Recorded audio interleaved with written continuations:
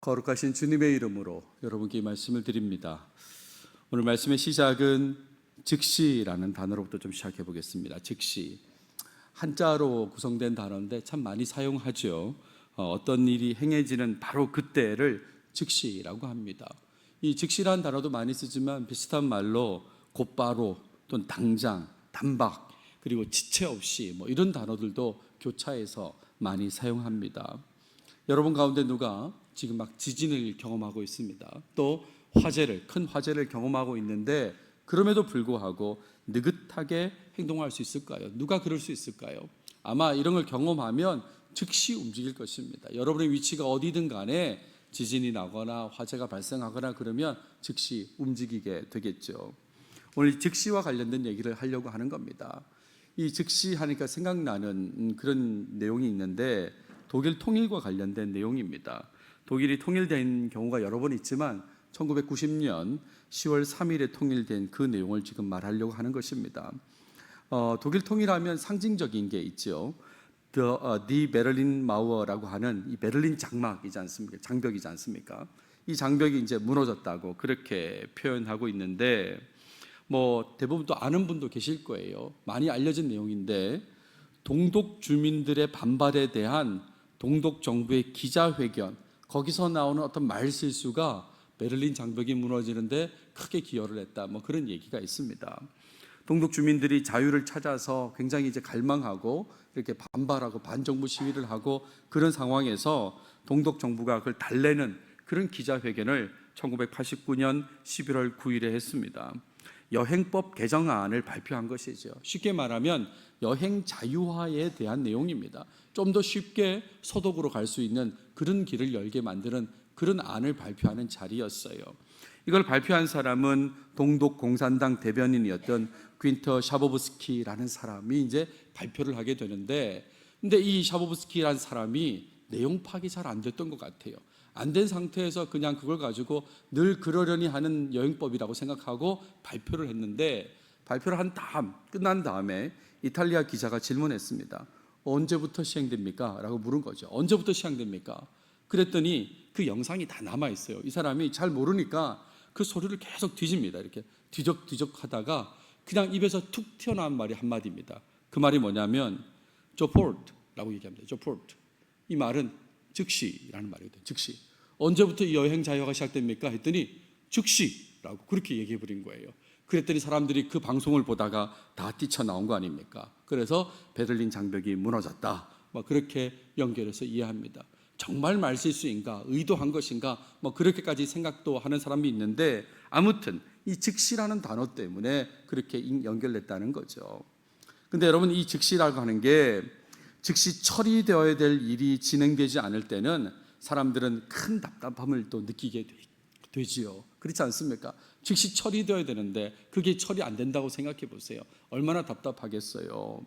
서류 발급하러 갔는데 서류 발급에 긴 시간이 걸린다고 한번 생각해 보십시오. 넉넉 잡아 5분이면 끝날 거를 지금 몇 시간 기다리고 있다 생각해 보십시오. 얼마나 답답합니까? 나무늘보가 일을 처리한다고 한번 생각해 보세요. 그렇죠? 얼마나 답답하겠어요. 근데 실제로 이거와 관련된 영화가 만들어졌죠. 보신 분 있을 텐데 주토피아라고 하는 영화입니다. 만화 영화인데 이 영화에서 주인공이 DMV 자동차 그러니까 차량 사업소에 가게 돼서 서류를 발급하려고 하는데 그 담당 직원이 나무늘보입니다. 그래서 매우 늦게 처리하는 그 장면으로 이제 웃음을 주는 그게 있는데 굉장히 답답한 거죠. 즉시 처리해야 될 일은 즉시 처리되어야 되는 거예요. 그렇죠? 신앙인이라면 말씀에 순종함에 있어서 적극적인 모습으로 즉시 순종해야 된다. 이 말씀을 오늘 드리려고 합니다. 신앙인이라면 말씀에 순종하는 데 있어서는 적극적인 모습으로 즉시 순종하셔야 돼요. 오늘 본문에 등장하는 사람들의 모습 안에는 즉시 반응하는 것과 관련해서 대조적인 모습이 나타나거든요. 그렇게 반응하는 사람, 즉시 반응하는 사람도 있지만 그렇지 못한 사람도 있었다, 이런 말이에요. 그래서 이 모습에 주목하면서 적극적인 순종의 모습을 지향하고자 합니다. 오늘 본문은 24장 50절에서 67절까지를 다루겠습니다. 24장이 정말 긴 내용이었어요. 그래서 오늘 네 번째로 다루게 되는데 네 번째에 가서야 지금 드디어 다 다루게 됩니다. 오늘 그 끝부분 네 번째 부분을 다루도록 하겠습니다. 자, 본문을 보시면 오늘 본문은 아브라함의 종이 리브가의 집에 들어가서 라반에게 그동안의 상황에 대해서 길게 진술한 구전의 내용을 말한 이후의 내용이다라고 하겠습니다. 아브라함의 종은 그의 진술에 이어서 결과를 알려달라는 그런 요청을 했죠. 지난 시간 마지막 구절 49절입니다. 내 주인을 대접하려거든 내게 알게 해주시고 그렇지 아니할지라도 내게 알게 해주셔서 내가 우로든지 좌로든지 행하게 하소서라고 그렇게 요청을 했어요. 이에 대해서 이 요청에 대한 대답을 시작으로 오늘 본문의 내용이 이어진다라고 하겠습니다. 먼저 50절 51절에는 부두엘과 라반의 대답이 나옵니다. 리브가의 아버지 부두엘 그리고 리브가의 오빠 라반이 대답하는데 하나님에 대한 언급으로 시작을 합니다. 이 일이 여호와께로 말미암았으니 우리는 가부를 말할 수 없노라 그랬어요. 결과를 알려달라고 그랬는데 가부를 말할 수 없대요. 대답을 말해줄 수 없다 이 얘기일까요? 그 얘기는 아닌 것입니다. 이 얘기는 뭐냐면 하나님과 관련된 일이라서 이러쿵저러쿵 할 수 없다는 거죠. 지금 하나님께서 이렇게 말씀하셔가지고 오셔서 그래서 지금 내 딸을 내 동생을 데려간다고 그러니까 거기에 대해서 우리가 뭐 이러쿵저러쿵 얘기하겠습니까? 그렇게 시작하는 거죠. 그러면서 하는 말이 리브가를 아브라함의 아들 이삭의 아내로 데려가는 것을 허락하는 그런 내용을 말합니다.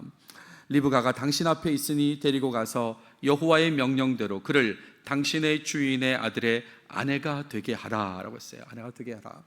그랬더니 이 52절부터 아브라함의 종의 반응이 나오는데 일단 하나님께 경배하는 모습이 나와요. 땅에 엎드려 여호와께 절하고. 근데 우리는 이미 봤습니다. 이 아브라함의 종은 개인의 신앙이 아니라 주인 아브라함의 하나님이라고 생각하죠. 주인 아브라함의 하나님께 감사했다라고 할 수 있습니다. 그런 다음에 가져온 선물을 제공합니다. 은금, 패물과 의복을 꺼내어서 리브가에게 주고 그의 오라버니와 어머니에게도 보물을 주니라 그랬습니다. 가지고 온 것들이 많았을 거 아닙니까? 그거를 결혼 당사자인 리브가한테도 주고 리브가의 모친인 밀가한테도 주고 리브가 오빠인 라반한테도 줬다 이런 말입니다. 이 구절을 읽으면서 제 머릿속에 드는 생각은 아버지 거는 이란 생각입니다. 아버지 거는 왜 안 주나? 저도 딸을 둘 키우고 있는데 왜 아빠는 안 챙기는 건가? 왜 안 줄까? 이런 생각이 들죠. 거기에다가 낙타 몇 마리 가지고 왔습니까? 10마리요. 근데 왜 낙타는 또 안 줄까? 뭐 이런 생각을 하게 됐는데 이거는 사실은 격가지 생각이고요. 실제 핵심은 결혼 지참금을 지불했다는 그 내용이잖아요. 아버지가 받았다 안 받았다가 중요한 게 아니라 이제 결혼 지참금으로 이 정도를 지불했다. 그 얘기를 지금 하고 있는 것입니다. 자, 그랬을 때에 아브라함의 종이 이제 먹고 마시고 하루를 유숙하게 됩니다. 그런 다음에 일어나서 요청하는데 나를 보내어 내 주인에게로 돌아가게 하소서 그랬습니다. 그냥 가겠습니다 라고 하는 게 아니라 매우 공손하게 내 주인에게로 돌아가게 하소서라고 그렇게 얘기하죠. 리브가를 데리고 떠나겠다는 그 말이지 않습니까? 이제 리브가 데리고 떠나겠습니다 라고 했습니다. 그랬을 때에 이 리브가 가족과 아브라함의 종의 대화가 또 이어지게 되는데 여기서는 이제 리브가의 어머니 밀가가 등장합니다. 그리고 오빠 라반이 아브라함의 종에게 말하는데 이렇게 말하죠. 이 아이로 하여금 며칠 또는 열흘을 우리와 함께 머물게 하라. 그 후에 그가 갈 것이니라 라고 했습니다. 여기서 여러분 주목하셔야 되는 겁니다. 앞서 여호와 하나님을 의식한 듯한 발언을 했는데 그 발언은 매우 형식적이었다는 거죠. 아유 하나님께서 하시는 일인데 우리가 뭐 이러쿵저러쿵 하겠습니까? 라고 한 말은 사실은 형식적인 거예요. 실제로는 즉시 반응하지 않죠. 뭘 지금 당장 데리고 가려고 그러십니까? 며칠 또는 열흘을 우리와 함께 머물게 해달라고 지체하는 모습을 보이는 게 이 리브가 가족의 모습이다 이런 말이죠. 특별히 며칠 또는 열흘이라고 번역되어 있는데 이 부분을 좀 더 설명해 보겠습니다. 며칠 또는 열흘이라고 한 이 부분에 대한 히브리어 표현은 이렇습니다. 야밈 오 아소르라고 되어 있는데 이걸 하나씩 끊어보면 야밈이라고 하는 것은 우리말 며칠이라고 번역되어 있죠. 그러니까 요미 날이니까 날들, 그러니까 며칠로 번역하는 것은 그럴 수 있습니다. 그러면 오는 이제 또는이라고 번역됐고, 그리고 아소르라고 하는 게 우리말로는 열흘이라고 번역되어 있는데 이 아소르가 사실은 숫자 10이라는 숫자하고 관련된 글자거든요. 그래서 때로는 뭐 기간으로서 열흘도 되지만 또 날짜로서 시비를 표시하기도 하고 뭐 그렇습니다. 그러다 보니까 어떤 사람들은 10개월로 인식하는 사람도 있고 10개월 정도면 1년으로 또 이해하는 사람도 있는 거예요. 그러니까 우리 지금 번역에는 며칠 또는 열흘이라고 했지만 2주가 안 되는 시간이라고 생각하지만 실제로는 1년 정도 머물다 가세요. 뭐 이렇게도 생각할 수 있다. 이런 말입니다. 그러니까 여기에 대해서 아브라함의 종의 반응이 어떻습니까? 나를 만류하지 마소서. 여호와께서 내게 형통한 길을 주셨으니 나를 보내어 내 주인에게로 돌아가게 하소서라고 했습니다. 아브라함에게 매우 충성스러운 그런 종의 모습을 계속 보여주고 있는 것입니다. 나는 내 임무를 다 수행해야 됩니다. 돌아가게 하십시오. 그랬을 때에 이 밀가와 라반이 아브라함 종에게 마지막으로 얘기하는 게 이거죠. 우리가 소녀를 불러 그에게 물으리라. 여기서 소녀는 리브가죠. 리브가에게 직접 물어보겠다.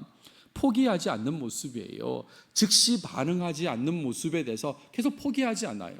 그렇지 않습니까? 하나님이 하신 일에 대해서 우리가 뭐 이러쿵 저러쿵 하겠습니까? 데려가십시오라고 했단 말이에요. 그러놓고도 다시 그 데려가는 그 일에 대해서 잠깐 멈추려고 그래요. 지체하려고 하는 그런 모습이 나오는데 그것조차도 최선을 다해서 지금 포기하지 않고 당사자에게 직접 물어보라고 얘기하는 것입니다. 리브가는 어머니 밀가와 오빠 라반의 의견을 존중할 것이라고 하는 그런 기대 속에서 지금 이렇게 얘기하는 것입니다. 60절, 58절에서 60절 보시면 리브가의 의견을 확인하는 그런 장면이 나옵니다. 일단 밀가와 라반이 리브가한테 말하죠. 내가 이 사람과 함께 가려느냐라고 물어요. 아브라함의 종과 함께 간다고 하는 것은 지금 바로 떠난다는 것입니다. 지금 바로 떠나겠느냐라고 물었어요. 그때 리브가가 엄마와 오빠한테 뭐라고 얘기합니까? 가겠나이다 라고 아주 짧게 대답합니다. 가겠습니다 라고 했다, 이런 말이죠. 즉시 반응하는 모습을 보였다. 여러분, 이 부분을 주목하시기 바랍니다. 하나님께서 하신 일이라고 하면서도 지체하는 모습을 보인 게 그의 가족이었는데 리브가 당사자는 즉시 반응했습니다. 가겠습니다 라고 했다, 이런 말이죠. 한자 성어로 좌고우면이란 말이 있지 않습니까? 왼쪽을 돌아보고 오른쪽을 돌아보는 그런 모습이 전혀 없습니다. 이렇게 하면 어머니가 싫어할까, 오빠가 싫어할까, 이렇게 돌아보는 모습 없어요. 그냥 가겠습니다고 즉시 반응한 모습이 리브가의 모습인 것이죠. 뭐 지금까지 내용이 긴 내용이지만 이 내용으로 모든 상황이 정리됐다라고 생각하시면 되겠습니다. 그랬을 때 리브가와 리브가의 유모를 보내게 됩니다. 그들이 그 누이 리브가와 그의 유모와 아브라함의 종과 그 동행자를 보내매 그랬어요. 리브가 유모만 보낸 건 아니고요. 뒤에 보면 또 여종들도 같이 이렇게 보냈다는 내용이 나오게 됩니다. 혹시 여러분 이 리브가의 유모의 이름을 혹시 아십니까? 창세기를 읽다 보면 이름이 등장하긴 합니다. 지금은 안 나오지만 뒤에 등장하는데 혹시 이 유모의 이름을 혹시 아시는 분 계실까요? 우리 교회에는 윤보라 집사님 그리고 또 정보라 성도님 계신데 이 이름은 드보라입니다. 그렇습니다. 35장에 보면 리브가의 유모 드보라가 죽음에 이렇게 나오잖아요. 드보라인데 같이 이제 동행하게 됐어요. 그리고 이제 엄마, 오빠, 가족들이 리브가를 축복합니다. 우리 누이여, 너는 천만인의 어머니가 될지어다. 내 씨로 그 원수의 성문을 얻게 할지어다. 그랬습니다. 리브가 이름 자체가 축복과 관련된 이름인데 이렇게 축복하면서 보내주게 돼요. 그리고 나서 정말 긴 24장의 마무리, 이제 리브가하고 이삭이 만나는 그 장면의 내용입니다. 일단 리브가가 이동하지요. 낙타를 타고 이동합니다. 여종들과 함께. 그리고 아브라함의 종을 따라서 긴 먼 거리를 이제 이동하게 됩니다. 그리고 그 당시에 그때의 이삭의 위치가 네겝 지역이라고 알려주고 있어요. 그때의 이삭이 부엘라헤로이에서 왔으니 그가 네겝 지역에 거주하였음이라라고 했습니다. 여러분 기억나세요? 제가 하갈과 관련된 내용을 얘기할 때 이 부분, 이 지명을 세 글자씩 끊어 읽지 말라고 제가 말씀드렸습니다. 부엘라헤로이가 아니라 부엘라헤로이라고 제가 그렇게 말씀을 드렸죠. 이해가 기억나십니까? 원래 히브리어 표현도 그렇습니다. 부엘 라하이 로에 이렇게 돼 있거든요. 그러니까 부엘 라하이 로에 이렇게 돼 있어서 부엘 라헤 로이 이렇게 두 자씩 끊어 읽었으면 되겠습니다. 나를 살피시는 살아계신 이의 우물이다. 뭐 그런 지명을 가진 이제 곳에 이삭이 있다가 지금 네겝 지역에 거주하고 있다는 거예요. 그런 상황에서 이삭이 리브가의 일행을 보게 됩니다. 이삭이 저물 때에 들에 나가 묵상하다가 눈을 들어보매 낙타들이 오는지라. 이 묵상이란 번역은 참 뜬금없는 번역입니다. 그러니까 이 번역이 맞느냐에 대해서도 좀 논란이 돼요. 왜냐하면 우리는 이미 묵상이라고 하는 순간 뭐 생각합니까? 매일 성경 이렇게 생각하거든요. 이런 매일 성경 묵상 아니고요. 이거는 그냥 산책으로 번역하는 것이 낫지 않을까 이렇게 생각합니다. 이삭이 저물 때 들에 나가 산책하다가 눈을 들어보매 낙타들이 오고 있는 것입니다. 그리고 리브가도 이삭을 보게 됩니다. 낙타에서 내렸어요. 그리고 아브라함의 종에게 누구인지 확인합니다. 저 사람이 누구인지 이제 이삭이란 걸 확인하게 되죠. 그래서 너울로 자기의 얼굴을 가렸다라고 했습니다. 이제 신랑 될 사람을 보게 되니까 너울로 자기 얼굴을 가렸다. 왜 리브가는 너울로 자기 얼굴을 가렸을까요? 더 얼굴을 드러내고 화장을 고치고 그래야 될 것 같은데 왜 얼굴을 가렸을까? 이것은 고대 근동 당시에 신부는 결혼식에서 얼굴을 가린 채로 신랑을 만나기 때문에 그렇습니다. 그러니까 지금 신랑을 만나러 가는 길이니까 얼굴을 가린 채로 만난다 이런 말이에요. 이건 당시 풍습입니다. 여러분 야곱이 라헬하고 결혼하고 싶었지만 자고 일어났더니 레아였다는 거지 않습니까? 어떻게 모를 수 있나? 이 너울로 얼굴을 가렸기 때문에 그런 거죠. 이제 이해가 되십니까? 야곱이 아침에 보니 레아라 라반에게 이르되 외삼촌이 어찌하여 내게 이같이 행하셨나이까? 결혼식이 밤이어가지고 몰랐다 정도가 아니라 얼굴을 가리고 있었기 때문에 그래서 몰랐던 것이죠. 그래서 아침에 눈을 떠보니까 옆에 누운 사람이 레아였다 그런 얘기지 않습니까? 리브가는 결혼식을 올릴 때까지 얼굴을 가렸을 것입니다. 계속해서 너울로 가리고 있었을 것이다 라고 생각이 들어요. 자, 그런 다음에 아브라함의 종이 이삭에게 그동안의 일들을 다 말합니다. 자기가 이동했던 상황, 그리고 증표를 구하면서 기도했던 거, 그리고 리브가를 만났고 리브가의 집에 가서 유숙하고 이런 상황들을 다 얘기했어요. 제가 이 구약 성경의 내용이 구전과 관련돼 있다고 그랬잖아요.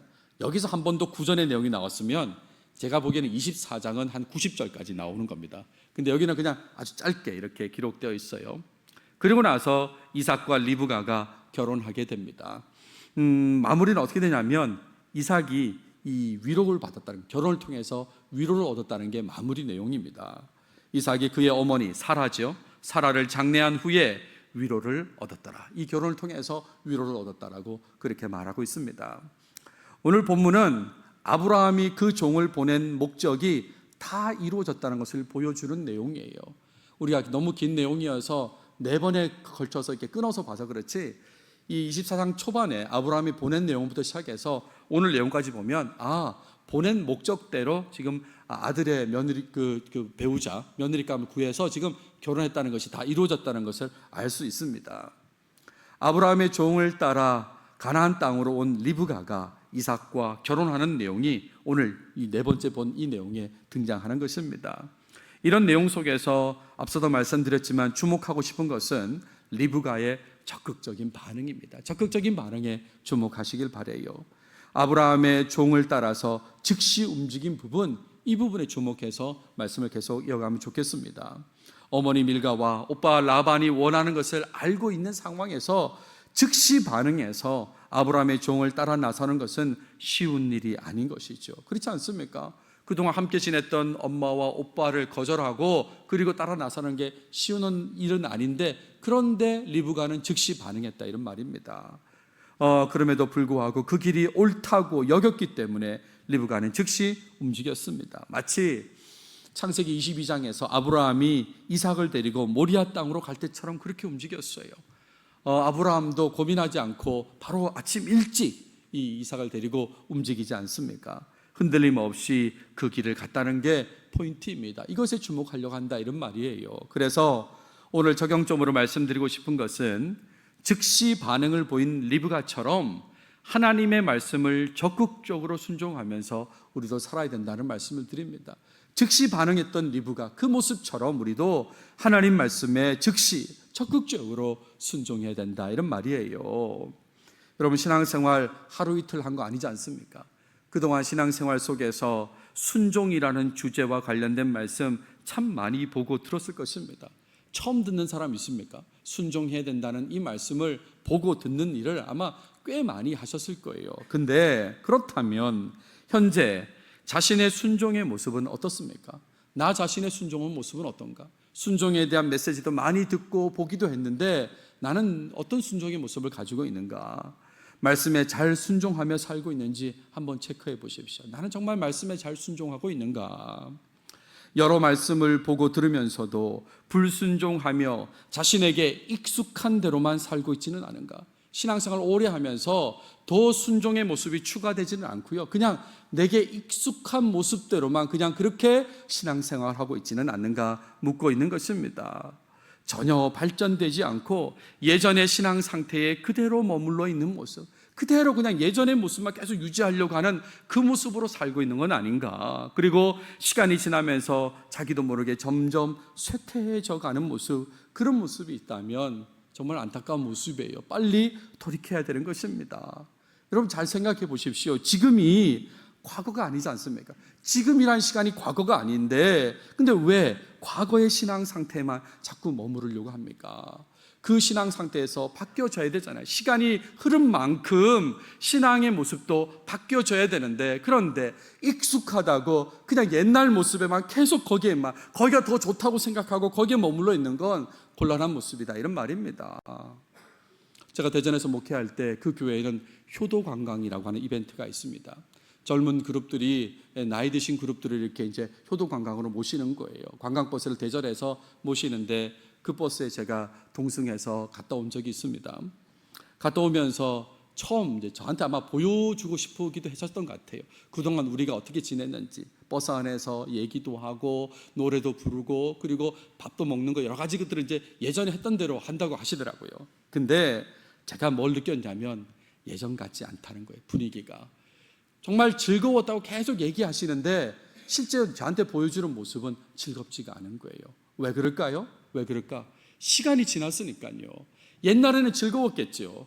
많이 좋았을 거예요. 근데 똑같이 하면서 시간이 흐르면서 안 좋은 거예요. 좋지 않아요. 즐겁지가 않아요. 여러분, 신앙도 마찬가지입니다. 나는 과거에 계속 머물겠다라고 하시면 그는 이제 쇠퇴하시는 거예요. 쇠퇴하는 거. 바꾸셔야 되는 거죠. 시간이 흐른 만큼 신앙 상태가 발전되어 가야 되는 것입니다. 그게 순종의 모습으로 나타나야 된다, 이런 말이죠. 시간이 흐른 만큼 개인의 신앙생활의 모습도 더욱 순종의 모습으로 바뀌어야 하는 것입니다. 이전에는 관심도 가지지 않았던 말씀, 그런 말씀이라고 하더라도 이제는 관심을 가지고 적극적으로 순종하려고 해야 되는 거죠. 예전 신앙 상태로는 그런 말씀에는 나는 순종 안 해도 된다고 생각했는데, 그런데 시간이 지나면서 저 말씀에도 순종해야 되구나 하면서 발전돼야 된다, 이런 말입니다. 뭐 애들이 다 마찬가지겠지만 저도 어릴 때 별로 나물을 안 좋아했습니다.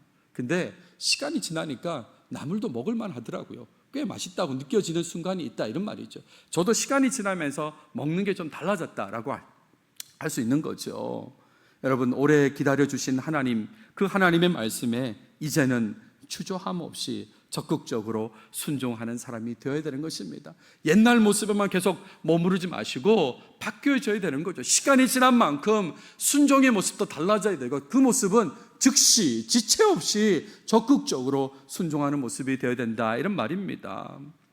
정말 안타까운 것은 매우 느리게 반응하는 부분이 있다는 거예요. 매우 느리게 반응해요. 완전히 불순종하는 것은 아닙니다. 완전히 불순종하는 건 아니에요. 조금씩 천천히 순종의 길로 가긴 갑니다. 그래서 불순종한다고 생각하진 않습니다. 왜냐하면 나 했거든요, 나 하긴 했어라고 말하는 순간이 있기 때문에, 그러니까 완전히 불순종이라고 말할 수는 없지요. 근데 여러분, 순종의 길로 가는 그 긴 시간 동안 이미 불순종에 따른 실망감을 하나님께 드린 것이라는 걸 아셔야 되는 것이죠. 나 끝까지 언젠가 나 순종했어가 아니라 그 긴 시간 동안 불순종했다는 게 이 포인트다, 이런 말입니다. 여러분, 집에서 가끔 벌어지는 일들 가운데 이런 일 있을 거예요. 가족 중에 누가 누구에게 뭐 좀 하라 그러면 한다고 쓰레기 버리라 그러면 한다고 그리고 어느 순간 하긴 하죠, 그죠? 하죠. 근데 그걸 바로 하지 않는, 즉시 하지 않는 모습이 있다 이런 말입니다. 공부하라고 그랬는데 한다고 하면서 하지 않고, 그렇죠? 뭐 이거 좀 하라고 그러면 그거 한다고 하긴 하는데, 그리고 언젠가 하긴 해요. 하긴 하는데 당장 하지 않는 그런 모습. 그럼 어떻게 됩니까? 지켜보는 사람의 마음은 상하게 되는 거죠.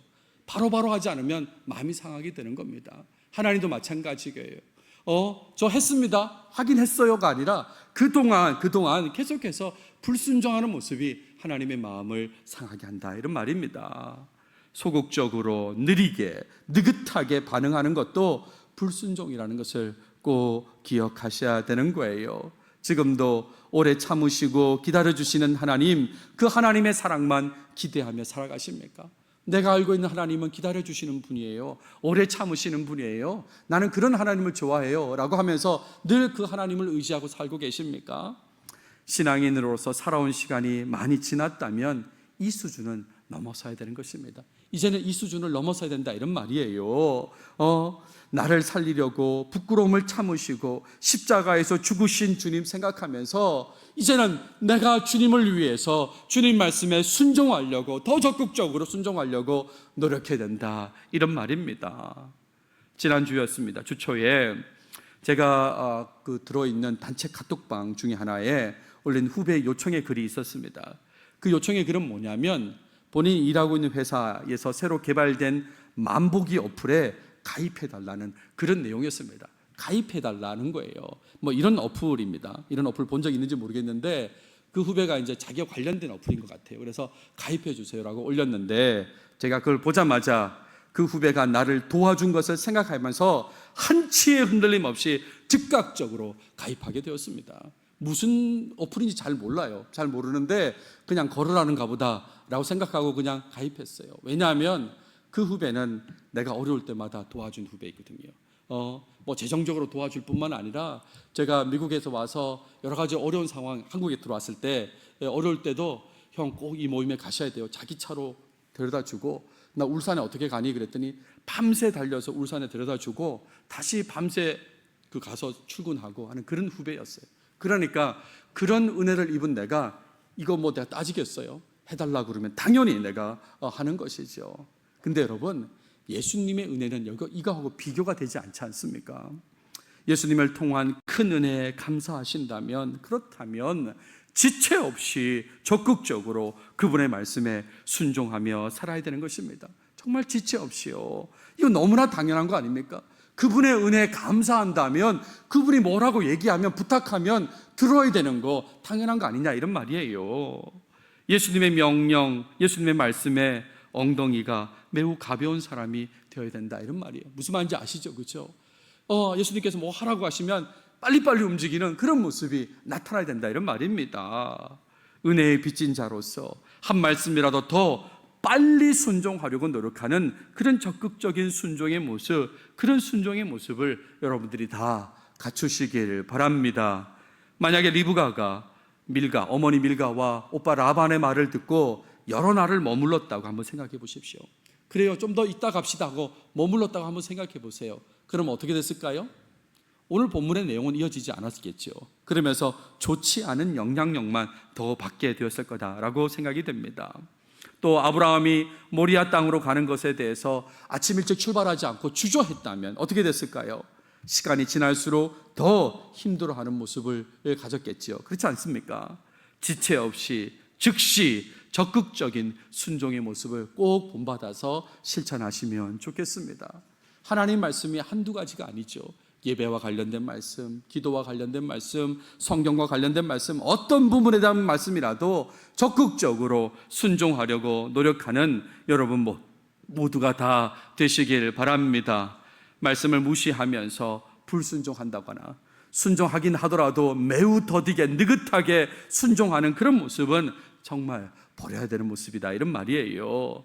말씀하실 때에, 생각나게 하실 때에 즉시 순종의 모습을 보여야 되는 것입니다. 오늘 저를 통해서도 하나님께서 이런 말씀을 주시는데, 이렇게 말씀을 주실 때에 여러분에게 즉시 순종해야 된다는 것을 생각나게 하실 때, 그럴 때 바로 순종의 모습을 보여야 된다 이런 말입니다. 그 말씀이 어떤 말씀이든 간에 내 주님 라고 하면서 순종하고 또 순종해야 되는 거죠. 이 가운데 오늘 기도에 대한 말씀을 드리면서 마무리하겠습니다. 기도 한번 생각해 보십시오. 늘 우리 기도해야 되지 않습니까? 비행기가 목적지까지 거의 다 와서 이제 착륙하려고 하는 그런 상황을 한번 생각해 보세요.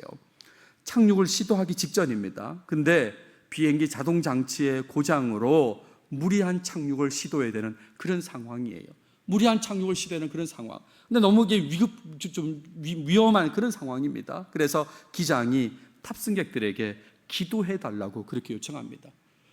당신들의 신이 어떤 신이든 간에 기도해 달라고, 안전하게 이렇게 착륙할 수 있도록 기도해 달라고. 근데 여러분, 그 비행기에 여러분 자신이 탑승객이라면 어떻게 하시겠습니까? 기도하시겠죠, 그죠? 당연히 기도할 겁니다. 지금 내가 지금 비행기 그 안에 타고 있는데 기장을 통해서 위험한 상황이래요. 기도해야 된대요. 그러면 당연히 내가 믿고 있는, 신앙하는 하나님께 기도하겠죠. 제가 무슨 말을 하려고 그러냐면, 근데 그 위기에서 벗어나도 계속 기도할 수 있을까요? 땅에 도착했어요. 무사히 도착했어요. 그리고 이제 모두가 안심이 되었습니다. 그런 상황이 되었을 때도 여러분 기도할 수 있습니까? 데살로니가 전서에서 말씀하시죠. 쉬지 말고 기도하라. 아유, 이거 끝났는데 뭘 또 기도해요? 라고 혹시 그렇게 하시겠습니까? 이 말씀이 떠오른다면 즉시 적극적으로 순종해야 되는 거죠. 상황이 끝난 게 아니라 또 기도해야 되는 거죠. 하나님, 이 부분에 대해서 기도합니다. 또 기도합니다. 라고 그렇게 순종해야 된다, 이런 말이에요. 추석 명절입니다. 좀 설레기도 하시죠, 그죠? 근데 저는 이 추석 명절에 그리운 얼굴들이 있습니다. 보고 싶은 얼굴들이 있어요. 안타깝기도 하고 그렇습니다. 그때 그 명절의 시간이 기회인 줄 모르고 쉽게 지나쳐 버린 게 너무나 후회가 되는 거예요. 온 가족이 함께 모여서 즐겁게 지냈던 그 추석을 너무 쉽게 보낸 게 아닌가. 이게 마지막이라고 생각했다면 그렇게 보내지 않았을 텐데 라고 하는 그런 안타까움이 있어요. 추석날 아침이 되면 아침 일찍 부산 큰집에 갔습니다. 아버지가 근무가 있었기 때문에, 그래서 명절 당일 아침에 이렇게 이동했거든요.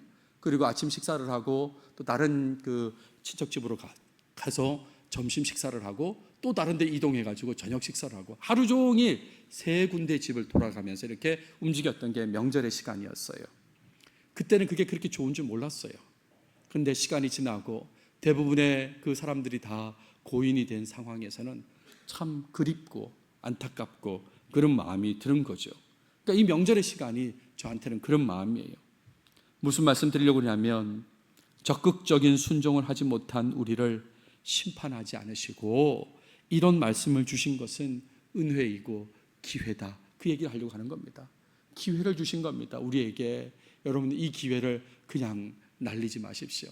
또 뻔한 순종의 얘기구나, 이제는 더 빨리 하라고 그러네 라고 하면서 물리치지 마시고 기회로 여기시고 꼭 순종해 보십시오. 좌고우면 말씀드렸습니다. 왼쪽 돌아보고 오른쪽 돌아보고 하면서 지체하고 이렇게 느긋하게 가지 마시고 즉시 어떤 말씀이라도 순종하는 여러분 모두가 다 되시길 바랍니다. 기도하겠습니다. 하나님, 감사합니다. 오늘도 우리에게 창세기를 통해서 말씀해 주셔서 감사합니다. 리브가의 즉각적인 반응을 보면서 즉시 순종해야 됨에 대한 말씀을 나누었습니다. 하나님, 이 말씀 주셨으니 잊지 않게 하시고 정말 삶에 실천하는 모습이 나타나게 도와주시옵소서. 순종의 모습에 있어서 부족한 부분을 주님 용서하시고 더 발전된 모습, 시간이 지난 만큼 더 발전된 순종의 모습이 우리 가운데 꼭 나타나도록 우리를 인도해 주시옵소서. 어렵게 느껴진 말씀, 꺼려지는 말씀이라고 하더라도 이제는 더 적극적으로 즉시 순종하는 모습이 우리 삶에 꼭 나타나도록 인도해 주시옵소서. 이 모든 말씀 예수님의 이름으로 기도드렸습니다. 아멘.